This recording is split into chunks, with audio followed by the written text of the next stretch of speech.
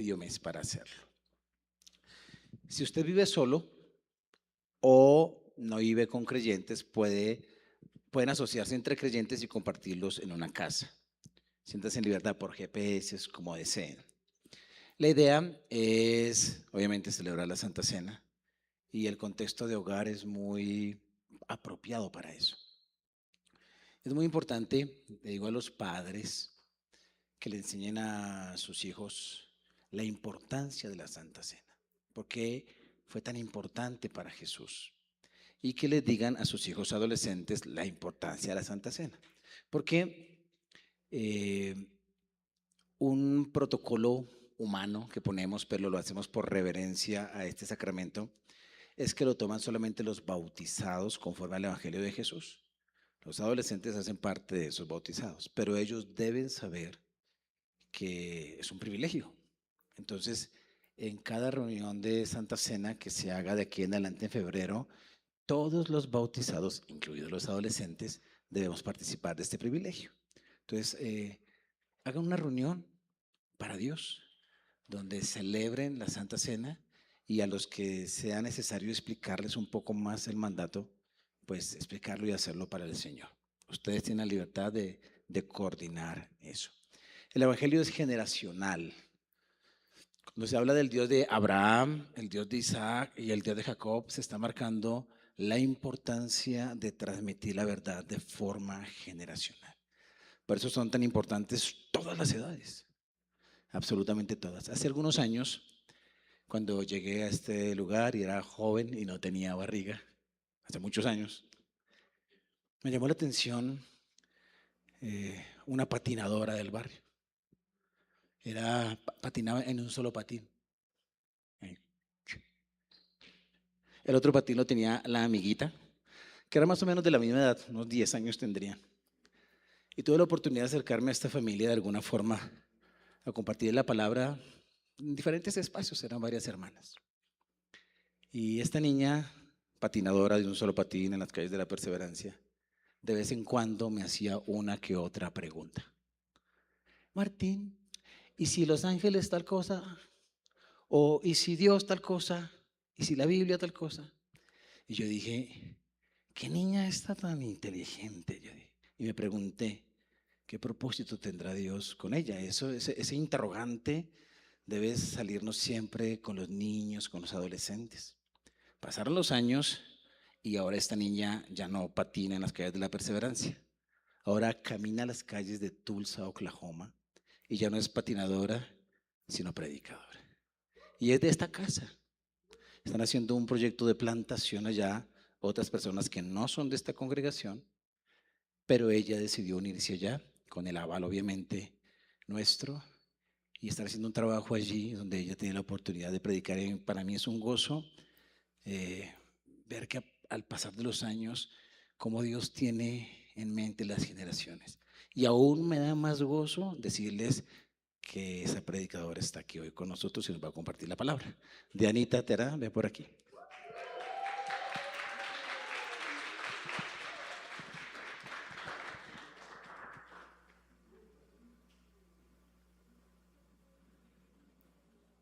Buenas noches. Uy, esto suena muy duro. Hello.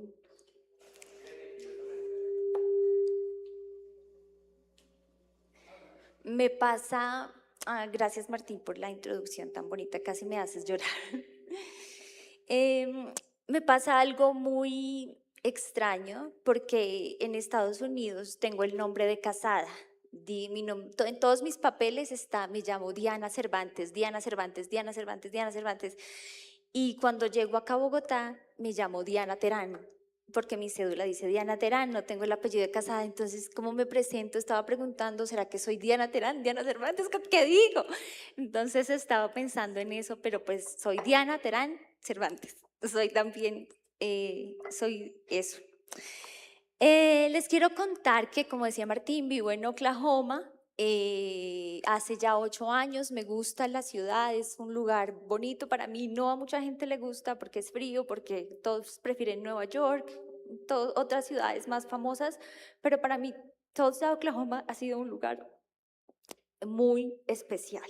y creo que Dios me puso ahí con un propósito.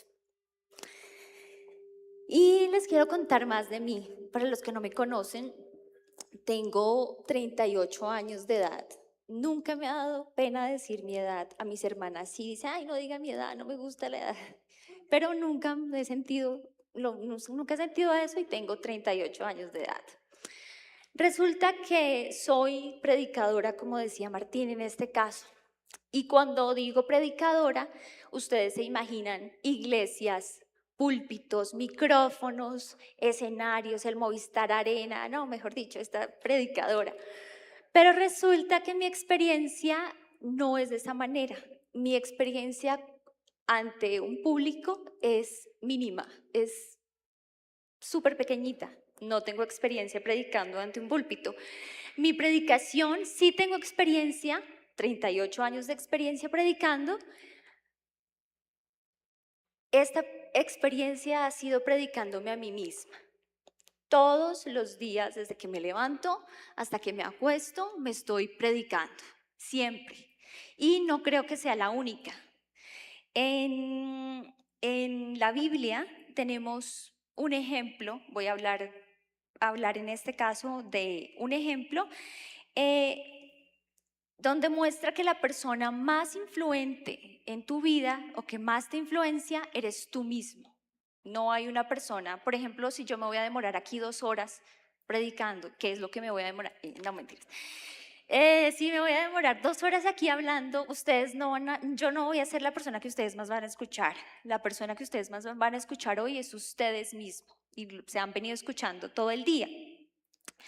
Y para hablar de eso, quiero presentarles 2 principios. Un principio es que, como les dije, la persona que se habla más en todo el día, la más influyente para ustedes es tú mismo. Tú eres la persona más influyente. Todo el tiempo nos estamos interpretando la realidad. Estamos interpretando que el carro pasó, todo el tiempo estamos interpretando y diciéndonos quién es Dios, quiénes somos nosotros y qué pasa en la vida. Todo el tiempo nos estamos predicando. Esta predicación es proclamar, lo entiendo como decir, como anunciar quién es Dios o la verdad de Dios en nuestras vidas, ¿no? Entonces siempre estamos interpretando la realidad. Esa es lo que yo estoy llamando en este momento una predicación, esa interpretación de la realidad diaria. Y lo vemos en Génesis, en Génesis 3, cuando Eva estaba hablando con la serpiente. Resulta que la serpiente le dijo algo, le hizo una pregunta y Eva tomó unas decisiones basadas en esa interpretación que ella hizo de lo que la serpiente le dijo.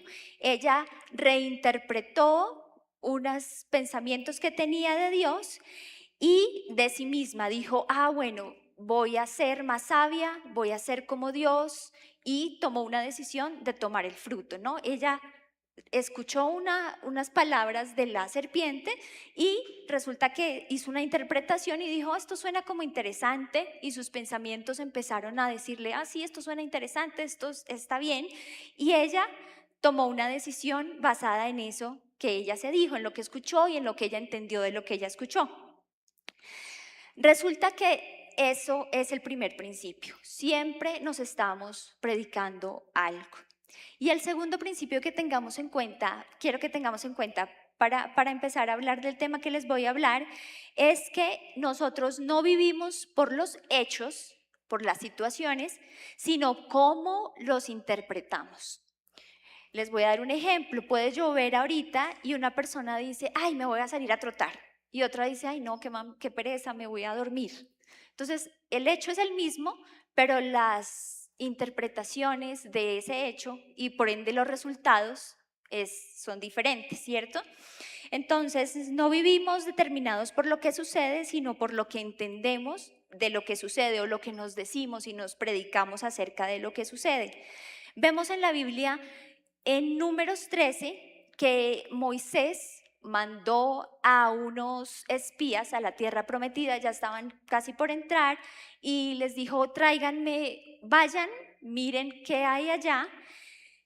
Y los dos espías fueron, vieron las mismas cosas, vieron que era una tierra buenísima, que tenía leche y miel, que mejor dicho era grandísima, que vieron los habitantes de esa tierra y llegaron con el reporte donde Moisés y le dijeron, mira, este es el reporte. Los 12 espías vieron lo mismo, pero sus reportes fueron diferentes. 10 de los espías, 10 de los 12 dijeron, nosotros no podemos vencer a esos, ni vayamos por allá porque no los vamos a vencer. Y 2 de los espías, que fueron Josué y Caleb, dieron un reporte diferente. Ellos dijeron, no, si Dios está con nosotros, vamos y los vamos a vencer. Dijeron que si Dios nos fortalece, vamos a conquistar. Entonces, la misma situación, pero las predicaciones de lo que pensaban eran diferentes. Podemos imaginar que lo que pensaban 10 de los espías era, no, mi Dios es pequeño, Dios no puede, de pronto los gigantes son muy gigantes y son más grandes de lo que Dios es, yo soy pequeño, no puedo. Mientras que la interpretación, la predicación que se estaba dando Josué y Caleb era, Dios es fuerte, Dios dijo que nos introduciría a la tierra y que nos la daría por heredad. Entonces, ese es el segundo principio. Y basado en eso, esa predicación que nosotros nos damos es importante o no para nuestra vida. ¿Lo que nos predicamos es importante o no es importante? Es súper importante porque determina lo que vamos a hacer en nuestra vida, ¿cierto? Entonces, al igual que ustedes y que toda la humanidad, yo me he venido predicando y me he dado mensajes todo el tiempo. No les puedo decir que yo me he predicado el mensaje correcto todas las veces. Creo que muy poquitas veces me predico el mensaje correcto, pero sí me predico todo el tiempo un mensaje. Nos predicamos, les voy a contar más o menos cuáles han sido mis predicaciones y mis mensajes. Uno de mis mensajes es, si yo hago esto o lo otro, voy a estar bien y me voy a salvar. Si yo me porto bien, voy a estar bien, ¿sí? Si yo hago estas buenas cosas, voy a estar bien. Ese es uno de los mensajes que más me predico. Es un evangelio de las buenas obras. Si yo hago esto, voy a estar a salvo y voy a estar bien. También me predico el evangelio de la prosperidad, aunque no lo crean. Me predico y digo, si tengo este dinero en el banco, voy a estar a salvo, voy a estar bien, estoy salvada. Si tengo esta casa, si tengo esta relación, si tengo esto que quiero, si tengo lo otro que quiero, voy a estar bien. Esas son mis predicaciones. También me he predicado el legalismo, donde digo, no, si yo no hago esto y cumplo las normas al pie de la letra, voy a estar a salvo. Pero resulta que estas son noticias buenas. Podemos decir, oh, pero eso está bien, ¿no? Son noticias prometedoras, al parecer suenan bien, no suenan bien todo el tiempo, porque nosotros nos tratamos de predicar siempre buenas noticias. Pero resulta que Gálatas 1:7 dice que no hay otro evangelio. Eso quiere decir que hay dos opciones, o yo me predico el evangelio real de Jesucristo o me estoy predicando otra cosa que se parece. La Biblia lo describe como algo distorsionado. Entonces, o me estoy predicando el evangelio o me estoy predicando un evangelio que está distorsionado, cambiado. Entonces, hoy quiero hablar de que todos somos un predicador. Te quiero decir que eres un predicador. El título del mensaje es, ¿eres un predicador? ¿Y cuál es tu mensaje para el 2016? Perdón, 2026. ¿Cuál es tu mensaje para el 2016? 26. Y para eso vamos a leer el Salmo 42. Vamos a identificar, vamos a leerlo primero. ¿Me ayudan a leerlo? Como el siervo brama por las aguas, corrientes de aguas, así clama por ti, oh Dios, el alma mía.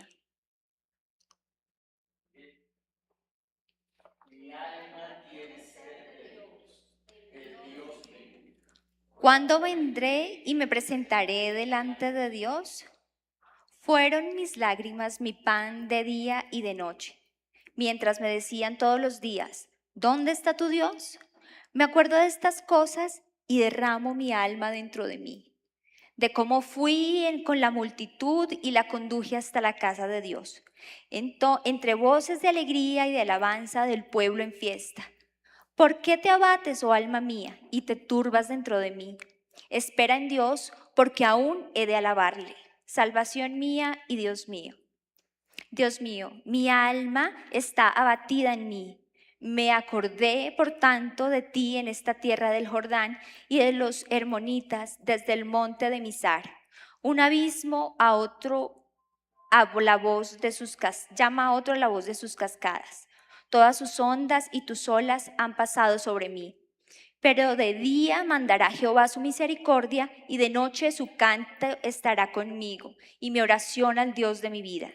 Diré a Dios, roca mía, ¿por qué te has olvidado de mí?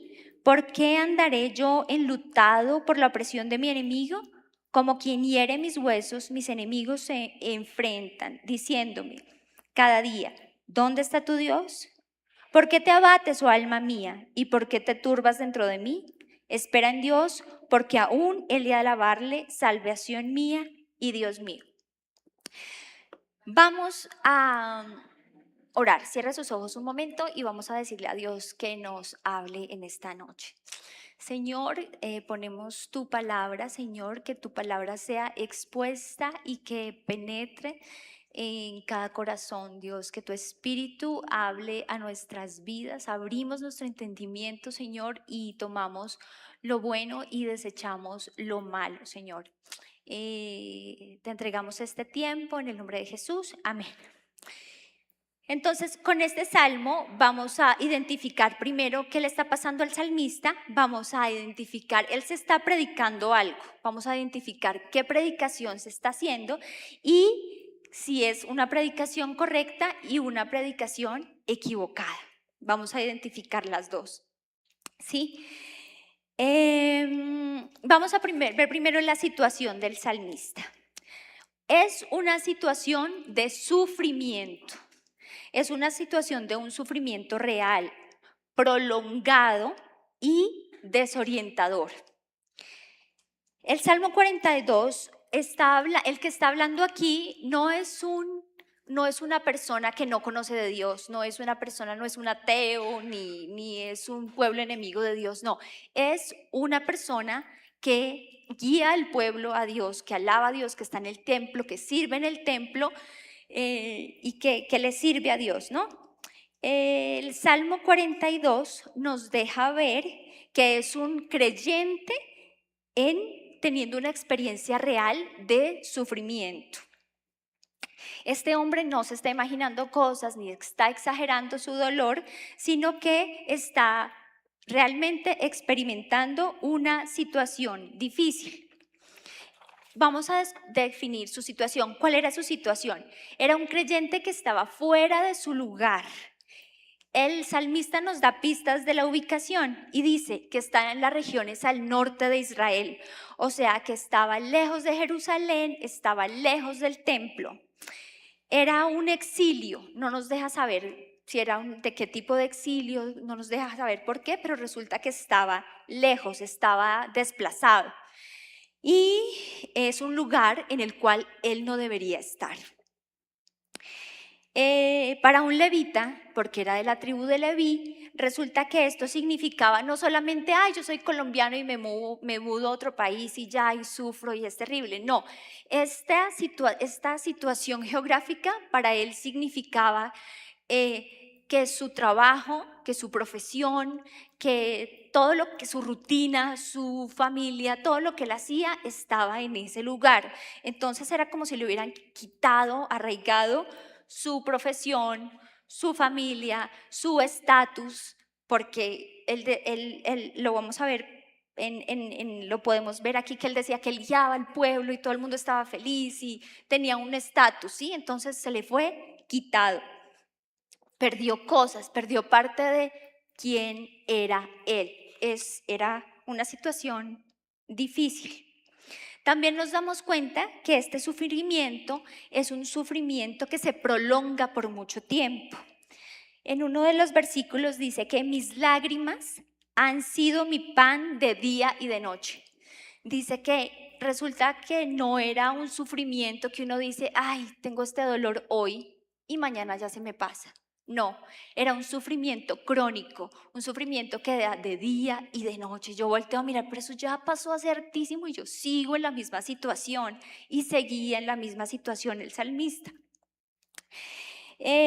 No era un episodio breve, era algo, un dolor cotidiano, era algo que estaba ahí.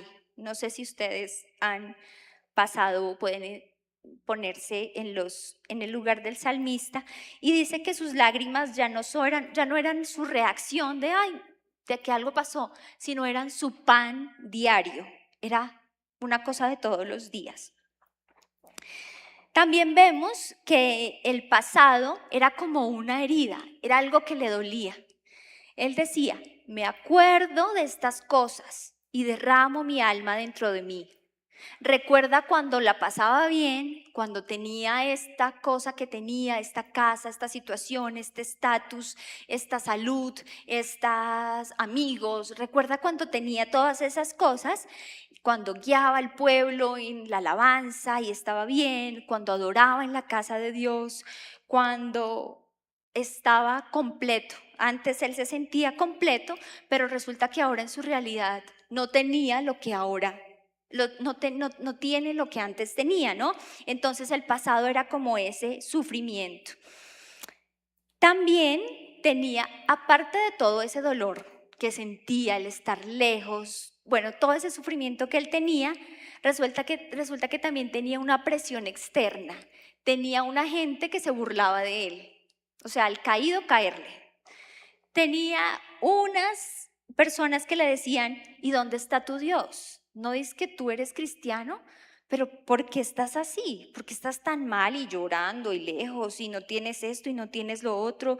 Y era una burla constante de las personas que veían su sufrimiento. Le decían en pocas palabras, Dios no está contigo, o sea, tu Dios te abandonó hace rato. El sufrimiento era un sufrimiento que además de dolor traía como una vergüenza, decir, ay, pero ya vienen estos a burlarse de mí otra vez, me ven en la situación mala que estoy y se burlan de mí encima, ¿no? Entonces, también vemos que es un dolor, una tristeza que envuelve, como una depresión. Resulta que dice que el abismo llama a otro abismo y todas tus ondas y tus olas han pasado sobre mí. Él siente que Dios mismo le está haciendo eso, como que él es lo que piensa y que esa tristeza está abarcándolo. No es una ola, son olas tras olas y problemas tras problemas y esta situación y como que no ve una salida, ¿no? Dice que las palabras que hay ahí lo puede describir como un ruido constante, como pensamientos que chocan, como ansiedad, confusión, era lo que el salmista sentía. El salmista podemos ver que no era cualquier situación, era una situación real, él no se está inventando nada. Y a veces como el sufrimiento que nosotros tenemos muchas veces y siempre es un sufrimiento real, es una situación difícil, algo que teníamos y que ya no tenemos, algo que estaba pero que ya no está. Y generalmente y siempre eso causa sufrimiento, ¿no? Entonces nos podemos sentir identificados con lo que el salmista está sintiendo. Pero hay algo que pasa. Dios, en medio de lo que está pasando, el salmista, como les dije, se hace dos predicaciones. Vamos a ver, la primera. La primera predicación se hace una predicación errónea. Esta es la situación, ¿no? Y él frente a la situación se está diciendo unas cosas. ¿Qué cosas está diciendo? ¿Cómo está interpretando la situación? ¿Cómo interpreto el sufrimiento? ¿Cómo tú estás interpretando, pensemos, la situación difícil que estás pasando? ¿Qué te estás diciendo? Vamos a ver qué se dijo el salmista en esta predicación errónea. Primero que todo, el salmista tenía una perspectiva distorsionada de Dios. Él dice, como el ciervo brama por las aguas. Él decía, Dios está lejos, Dios no lo encuentro por ningún lado. No, Dios está distante. También dice, ¿cuándo vendré y me presentaré delante de Dios? ¿Cuándo será que voy a ver a Dios otra vez? Porque Dios está lejos, me abandonó, Dios no está conmigo. ¿Por qué te has olvidado de mí? Dice en el versículo 9.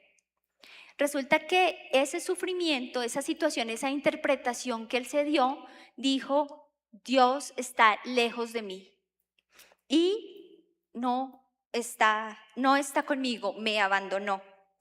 Esta teología del salmista empieza a moverse hacia Dios estaba conmigo antes cuando estaba bien, cuando tenía estas cosas, cuando estaba con mi familia, cuando tenía este trabajo, cuando tenía esta familia, cuando tenía esta casa, cuando vivía en este lugar, cuando tenía esta persona cerca de mí, cuando tenía este dinero, pero como no lo tengo ahora, Dios ya no está conmigo.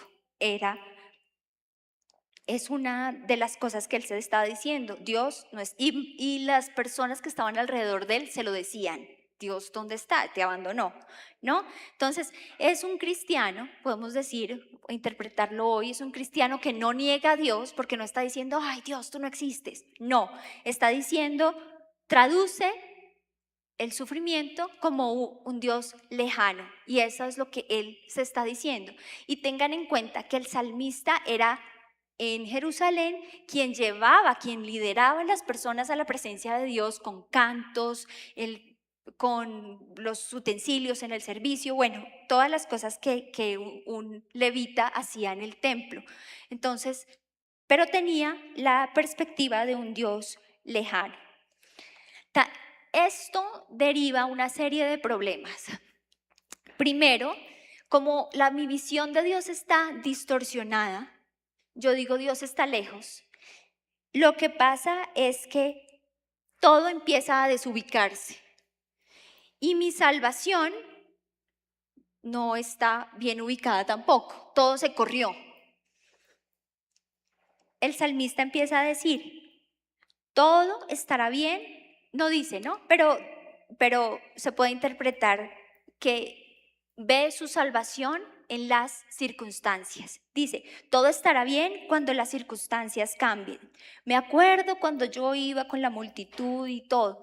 Cuando eso vuelva a estar igual, cuando yo pueda recuperar esa cosa que estaba igual, la misma situación, entonces ahí está mi salvación. Mi salvación es esta. Que las circunstancias vuelvan a estar como estaban antes. Es lo que pensaba el salmista. Aquí aparece una salvación que nosotros podemos estarnos diciendo todo el tiempo. Cuando regrese al templo, cuando vuelva a hacer lo que hacía antes, cuando ejerza mi profesión que hacía antes, cuando recupere mi lugar, cuando mi marido vuelva, cuando mi hijo se convierta, cuando todas esas circunstancias que yo anhelo, ya sea del pasado o del futuro, pasen, ahí voy a estar bien. La esperanza ya no está en Dios, sino estaba en una circunstancia, en una situación. Pone una salvación en un resultado, en algo que puede pasar o que no. Si esto pasa, voy a estar bien. Si esto, voy a estar bien. Si tengo lo mismo que antes, voy a estar bien. Entonces, Dios está lejos, mi visión acerca de la salvación se distorsiona y se pone no en Dios, sino en una circunstancia. Mi seguridad también está distorsionada. Resulta que en este caso el salmista, su refugio mental y su refugio no estaba siendo Dios, estaba siendo su pasado, sus pensamientos. Dice, me acuerdo y derramo mi alma dentro de mí. En este caso, la memoria se convierte en un lugar seguro, es algo como que uno se deleita. No sé si se han dado cuenta que muchas personas les gusta recordar el pasado todo el tiempo porque están viviendo, yo antes estaba, y antes, y se vuelve como un alivio el pasado, ¿sí? Su seguridad estaba en esa situación que tenían antes. Y el pasado se transforma en un estándar con que juzgan el presente. Su seguridad ya no está en Dios, sino en quién fui yo, qué hice antes o lo que tenía cuando las cosas funcionaban como yo creo que deben funcionar. La adoración también se distorsiona, perdón, la alabanza. La alabanza se distorsiona. ¿Qué es la alabanza? En este caso, la palabra que dice que está utilizando como alabanza es decir o declarar quién es Dios en esta circunstancia. Pero el lenguaje del salmista cambia y dice: yo iba, yo conducía, yo hacía. No está diciendo lo que Dios hizo, está diciendo lo que Él hacía. Su alabanza está enfocada en Él. El centro del relato de su vida no es Dios en este sufrimiento. El centro del relato es yo. Yo hacía, yo iba, yo guiaba, yo tenía. Entonces, su alabanza está también desenfocada, distorsionada. Incluso dice: mis lágrimas han sido mi alimento, derramo mi alma dentro de mí. Resulta que es como una dependencia espiritual de mí mismo, de lo que yo soy o lo que yo podía hacer o lo que yo puedo hacer, ¿sí? Su alabanza no está dirigida a quién es Dios en esa circunstancia. Pero lo más grave de esta situación, aunque es una situación súper difícil del salmista, nadie quisiera estar en esa situación, lo más difícil o lo que pasa es que no ha identificado su mayor problema. El mayor problema del salmista no es su situación, no es el exilio, no es su pérdida, no es la burla, no es la tristeza. Y no quiero sonar como que, eso no importa, pero este es su sufrimiento, que es alto, que es duro, que es difícil. Pero su mayor problema no es ese. Su mayor problema es la interpretación que tiene de Dios, porque de ahí cambia todo, cambia la perspectiva, cambia la interpretación y por ende cambia las acciones que él va a tomar o cómo se va a sentir. Resulta que el pecado, no me refiero a que el pecado era el problema del salmista, pero no me refiero que el pecado porque el salmista haya cometido pecados. Hizo esto y esto, y entonces no me refiero a eso. Me refiero que el pecado es lo que distorsiona nuestra visión de quién es Dios. Y nos dice que hay un Dios, que Dios está lejos. Ese era el problema del salmista. Veía que Dios no estaba con él en la circunstancia. Aunque era cristiano, aunque guiaba al pueblo a Dios, pero su perspectiva de Dios estaba lejos.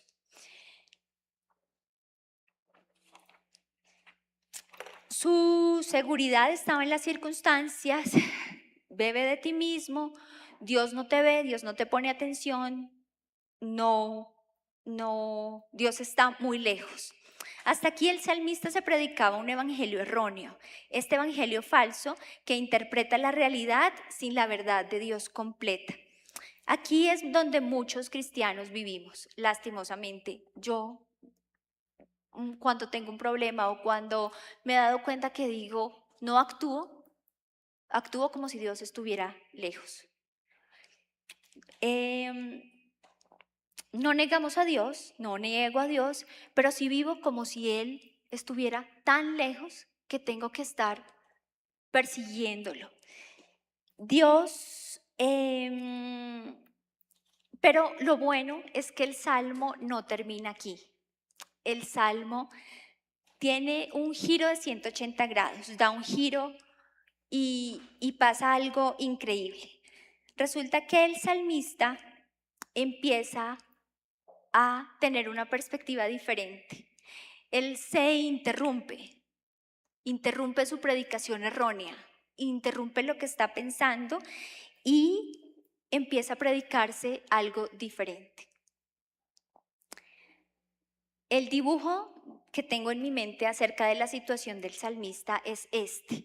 Es como cómo se sentía él por dentro. Resulta que había como una opresión encima de él. La palabra que dice abatido es como algún peso extremo que sentía, y dice abatido, abrumado, y entonces es como una situación donde él hay muchas voces en su cabeza, está abrumado y además tiene un peso encima. Esta era la situación que él tenía. Entonces él de un momento a otro dice, no, pero aquí interrumpe su predicación errónea y dice, no, ¿yo qué me estoy predicando? Pensemos, ¿qué es lo que me estoy predicando? ¿Es verdad que Dios está lejos?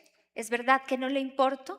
¿Es verdad que Dios está ausente? ¿Es verdad que ya no hay lugar para encontrar a Dios?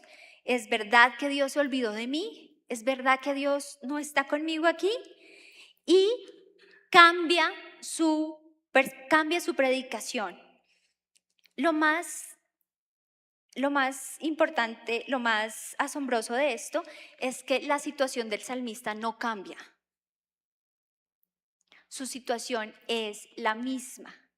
El salmo termina y no dice, oh, qué bueno, porque todo cambió y el salmista volvió a su casa y se encontró con su familia y volvió al templo. No, la situación fue la misma, pero él dio un cambio a su predicación y se dijo, ¿qué se dijo? En el versículo 11, ¿por qué te abates, oh alma mía? ¿Y por qué te turbas dentro de mí? Dijo, pero yo, ¿por qué estoy triste? ¿Por qué tengo que estar tan abatido y tan abrumado? O sea, no tiene sentido. Dijo, ¿por qué? ¿Por qué estoy en esta situación tan horrible? Resulta que dijo, ¿por qué te turbas dentro de mí, alma mía? Le dijo a su alma, alíñate, como que ponte derecha y piensa lo que es verdad, predícate la verdad, no te andes predicando mentiras. ¿Cuál es la verdad? Le dice, espera en Dios.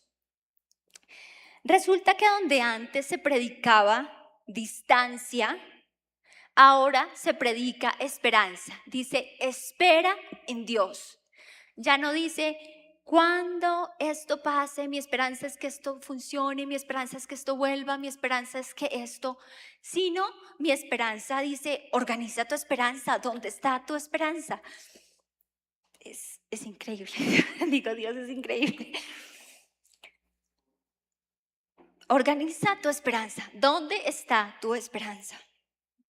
¿En una situación o en Dios? La esperanza no está en volver el tiempo, ni en recuperar el pasado, ni en que las circunstancias cambien. La esperanza vuelve a estar en el lugar donde debe estar, que es en Dios mismo. No en una experiencia, no en un lugar, no en una persona, no en un resultado. Entonces, su esperanza cambia. Acerca a un Dios. Yo me ponía a pensar y dice, esperanza mía, resulta que yo tengo una necesidad, necesito que me presten 5,000 pesos aquí en la iglesia. Entonces yo digo, ¿a quién es la persona que yo siento más cercana? Le voy a decir a mi hermano que me los preste, a mi cuñada, a Martín, a alguien que yo tenga una relación y que esté cerca, ¿sí? Pero si yo no le voy a decir a una persona que yo he visto por primera vez o que está allá afuera, lejos, que no conozco. Entonces lo que hizo el salmista fue decirse la verdad y decir, voy a traer mi esperanza y la voy a poner aquí. Esta es mi esperanza. Dios es mi esperanza. Y dijo, Dios, tú eres mi esperanza. Resulta que cuando él puso a Dios en el lugar correcto y dijo, ay no, Dios está cerca, resulta que su adoración, su alabanza cambió. La alabanza que estaba centrada en el yo puedo, yo hice, yo tenía, yo, ahora esa alabanza vuelve a Dios. El salmista dice, aún he de alabarte. Él no dice, después de que la situación cambie, voy a alabarte y voy a poder ya tener fuerzas para alabarte. No, él dice, aún, y esa palabra aún es durante, en la situación que está. Voy a alabarte. Entonces su alabanza también se alinea y dice, ay, mi alabanza. ¿Y qué es alabanza? Como les decía, es decir, ¿quién es Dios? Mi alabanza no dice, ay, mis problemas se acabaron. Voy a decir que mis problemas se acabaron y los voy a eliminar de mi mente y se fueron. No, él empieza a declarar quién es Dios. Dios ya puede decir, Dios es mi salvación, Dios es mi Dios, Dios es misericordioso. Eso es alabar, es proclamar, decir quién es Dios. No es decir, ay no, yo ya no tengo mi problema, mi situación va a cambiar, sino es proclamar quién es Dios. La alabanza deja de depender de cómo se siente y vuelve a depender de quién es Dios. Empieza a proclamar quién es Él durante el sufrimiento. No después o no cuando su situación cambie. Ya no gira alrededor de él, sino alrededor de Dios. Su seguridad, la seguridad que estaba en el pasado, también en su situación pasada, estaba en las circunstancias que pudieran cambiar, que pudiera tener o que tenía antes, también cambian. Y el salmista confiesa que su seguridad ya no es lo que perdió, sino quién es Él. Dice, salvación mía y Dios mío. Cuando uno necesita salvación, cuando uno encuentra la salvación, se encuentra seguro, ¿cierto? Si yo estoy en un barco y digo, ay, el salvavidas lo encontré, estoy segura. Ya digo, ah, qué bueno, lo encontré. Entonces, el salmista encuentra declara, Hosana, Dios es mi salvador, ya encontró la salvación en el lugar correcto, él puso su salvación, ya no estaba allá, sino que reorganizó su salvación, dijo, Dios mío. Y reconoce algo fundamental, Dios ya resolvió su problema más grande, que no era el exilio, no era la burla, no era la tristeza, no era la falta de algo, del lugar, era el pecado que había distorsionado la visión que él tenía de quién era Dios. Él ahora puede decir, espera en Dios porque aún he de alabarte, salvación mía y Dios mío. Donde antes aparecía abandono, hay una certeza de cercanía. Donde decía, ¿por qué te has olvidado de mí? Ahora dice, de día mandará Jehová su misericordia y de noche su cántico estará conmigo. Dios no se fue, Dios no está ausente, Dios sigue cerca en esta situación, en este cambio, en esta situación incómoda, Dios está cerca.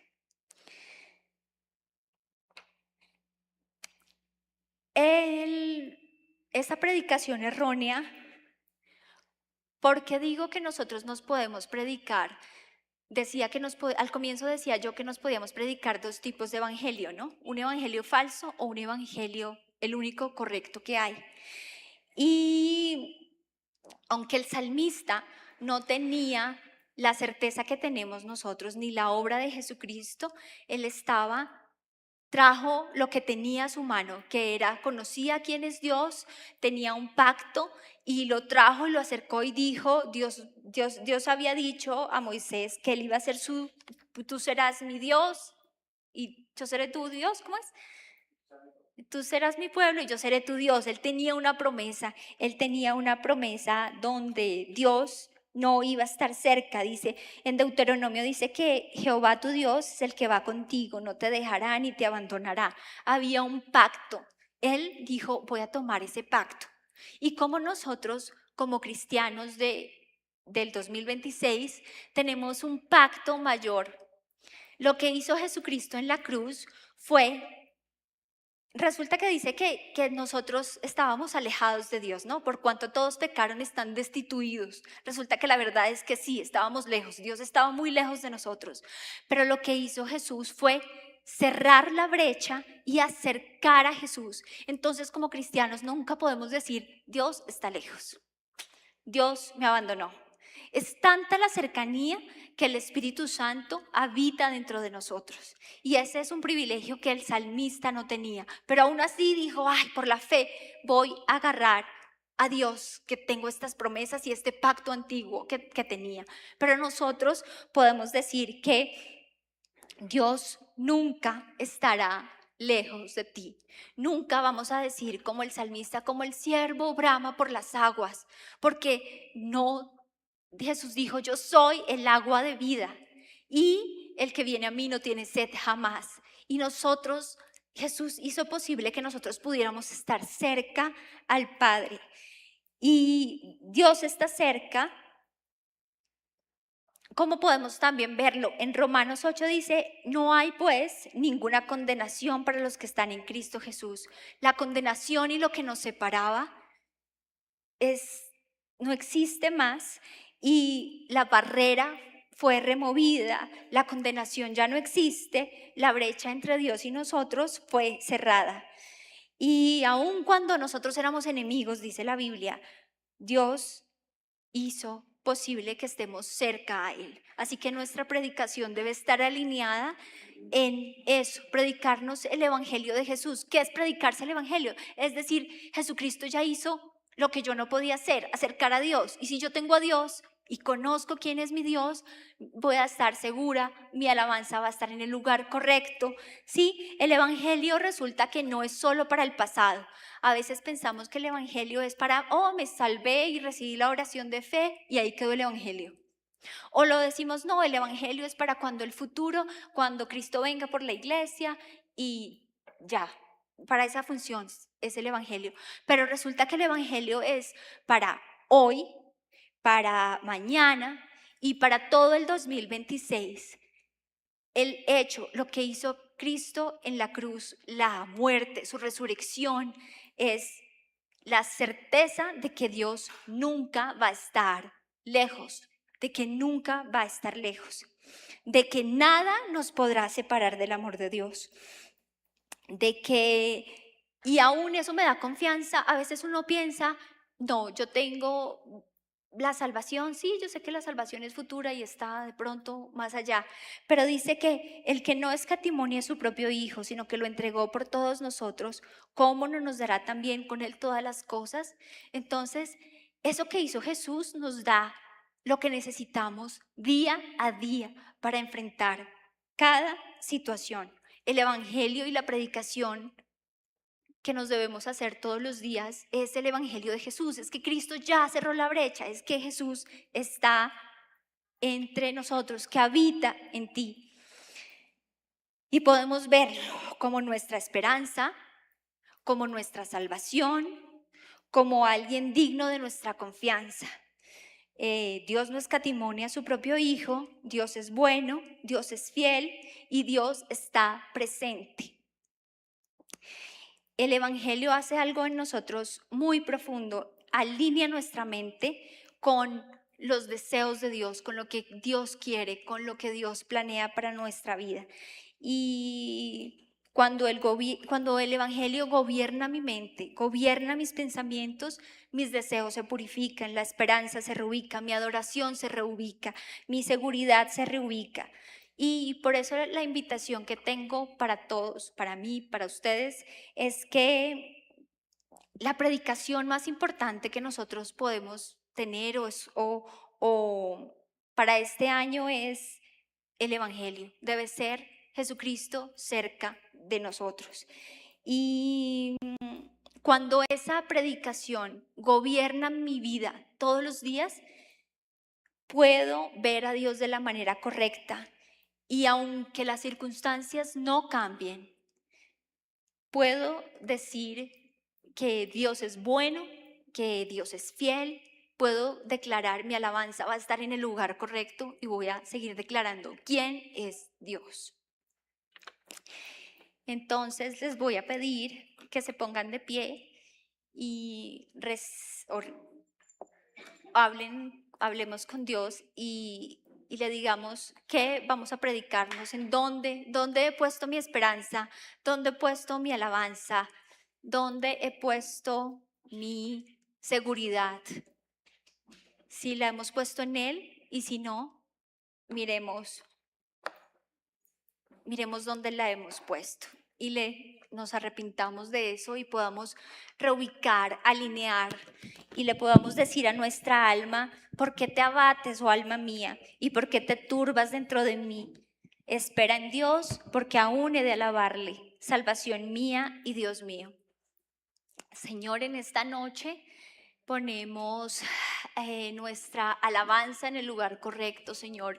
Ponemos nuestra seguridad en el lugar correcto, Señor. Ponemos nuestra vida en el lugar correcto, nuestra esperanza en ti.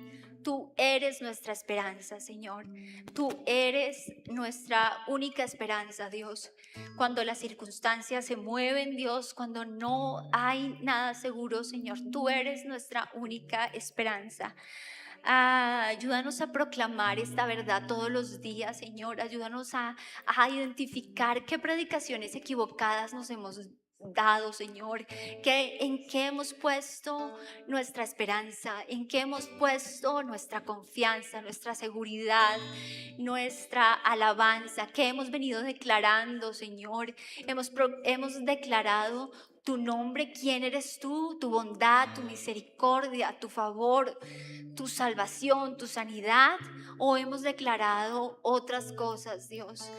Te pido que seas tú hablando en esta semana, en este 2026, y que nuestra predicación esté en el lugar correcto, que nos podamos predicar a Cristo muerto, Cristo resucitado todos los días de nuestra vida, y podamos entender y vivir de acuerdo a un Dios cercano, no a un Dios que está lejos, Dios.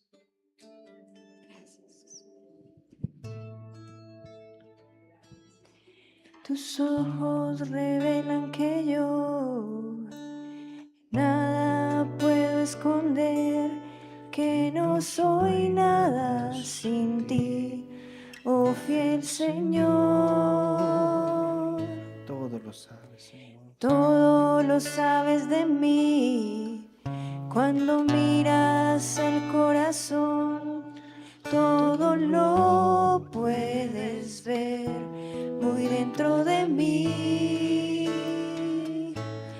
Lleva mi vida a una sola verdad, que cuando me miras nada puede ocultar. Sé que es tu fidelidad que lleva mi vida más allá de lo que puedo imaginar. Sé que no puedo negar que tu mirada puesta en mí me llena de tu paz. Sé que es tu fidelidad que lleva mi vida más allá de lo que puedo imaginar. Sé que no puedo negar que tu mirada puesta en mí me llena de tu paz. ¿Qué tal si le vuelves a decir tus ojos? Tus ojos revelan que yo nada puedo esconder, Nada, Señor. que no soy nada sin ti, oh fiel Señor. Me conoces, Señor. Y todo lo sabes de mí, cuando miras el corazón, todo lo puedes ver muy dentro de mí. Lleva mi vida a una sola verdad, que cuando me miras nada puede ocultar. Yo sé que es tu fidelidad que lleva mi vida más allá de lo que puedo imaginar. Sé que no puedo negar que tu mirada puesta en mí me llena de tu paz. Señor, reconocemos que tal vez no han sido las mejores predicaciones las que nos hemos hecho durante algún tiempo. Puedes aprovechar quizá mientras escuchabas la palabra, has recordado algunas de las cosas que te has dicho a ti mismo y que esta noche tú puedas en oración decirle al Señor: ay, Señor, me he predicado cosas quizás buenas, pero lejanas de lo que tú quieres. Señor, yo te pido que así como tu palabra ha sido predicada de forma clara, Señor, yo pueda hoy entender. Puedes preguntarle a Dios: ¿qué clase de evangelio, Señor, he creído? Tal vez en mis finanzas. ¿Cuál ha sido la mentira que ha gobernado mis pensamientos? Tal vez en mis relaciones, que no pasa nada si hago esto o intento aquello. Quiero ponerlo delante de ti. ¿Qué es, Señor amado, la mentira que yo he creído como una verdad? Porque entiendo hoy que si yo me separo por un momento, yo creo que el salmista no se propuso en su corazón decirse a él, pero habían tantos pensamientos en su mente, habían tantas ideas a su corazón hablando, que al final decidió llenarse de todo esto. Pero hubo un momento, y quizás esta noche es tu momento y es tu oportunidad de pararte frente a todos los pensamientos y decir: Señor, trae tu verdad esta noche. Por favor, yo necesito tu verdad.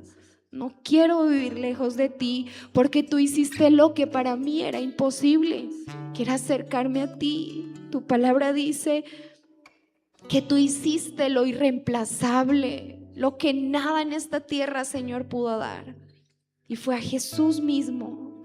Y yo quiero tomar tu verdad y entender, y te ruego que tú alinees mis pensamientos para que yo tome las decisiones correctas, para que hoy mismo yo pueda pararme frente a la situación, así esta no cambie, y pueda decir: Señor, llévame a tu verdad. Yo sé que tú eres lo que necesito. Yo sé que tu mirada está sobre mí, que no estás lejos, Señor. Yo sé que no estás lejos, solamente que a veces mis pensamientos no me dejan escucharte, y por eso te pido que me ayudes a volver a ti, que me ayudes a orar a ti, que me ayudes, Señor, a alabarte a ti, que me permitas abrazar tu verdad. Te lo pido en el nombre poderoso de Jesús, y gracias por tu palabra. Yo me alineo esta noche, Señor, a ella, y te pido que me permitas ser fiel a ella, Señor, a lo que tú hablaste a mi corazón. Gracias, Señor, por tu renuevo en el nombre de Jesús, y aprovecha este tiempo para poder presentarle a Él también tu ofrenda esta noche. Dile: Señor, gracias por haberme dado. Gracias por haberme puesto en un trabajo. Gracias porque tú me permites recibir el alimento, el abrigo. Gracias porque tú me das la educación, porque tú me permites tener familia. Gracias, yo presento mi ofrenda delante de ti. Te agradezco, Señor, por lo que tú me has dado, y doy con alegría esta noche, entendiendo, Dios, que tú eres mi Rey y que eres mi todo, en el nombre poderoso de Jesús.